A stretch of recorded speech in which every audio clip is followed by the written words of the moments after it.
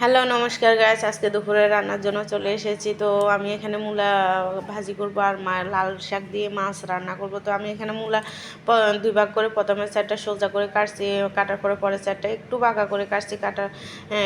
কাটার পরে দেখুন কেমন হয়েছে। তো আমার এই মূলা ভাজিটা অনেক পছন্দ, আমার মেয়েরও অনেক পছন্দ, কিন্তু আমার হাজব্যান্ড একটুও পছন্দ করে না, ওর মূলাই পছন্দ না।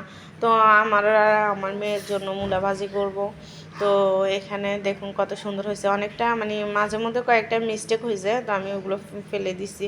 তো এখানে আমি রসুন ছেঁচে নিয়েছি, রসুন ছেঁচে নেওয়ার পরে আমি কাঁচা লঙ্কা কেটে রাখছি, রাখার পরে এগুলি এক পাশে রাখবো। তো আমি ওই যে মুড়াবাজি করার জন্য এখানে আটা নিয়েছি, এরপরে হলুদের গুঁড়া কয়টা, লবণ একটু দিয়ে তো আমি ভালো করে ডোটা তৈরি করবো। একদম বেশি পাতলাও না, বেশি গাঢ়ও হবে না। তো এইভাবে আমি এক একটা ওই মূলাগুলো এক একটা করে আমি কয়টার মধ্যে দিয়ে দিচ্ছি। তো দেওয়ার পরে আমার এক পিঠ হয়ে গেছে, হওয়ার পরে আমার ফাইনাল মানে পুরোটা ভাজি হয়ে গেছে, আমি প্লেটের মধ্যে উঠিয়ে নিচ্ছি।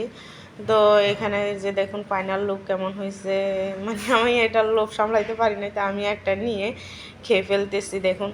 তো আমি এখানে পরে রান্নার জন্য আমি মাছ ভাজি করতেছি, এখানে রসুন সম্বা দিয়ে শাকগুলো দিয়ে দিছি, লবণ দিছি। তো এখানে এক একটা করে মাছ দিয়ে দিছি, দেওয়ার পরে যে আমার ফাইনাল লুক তরকারি।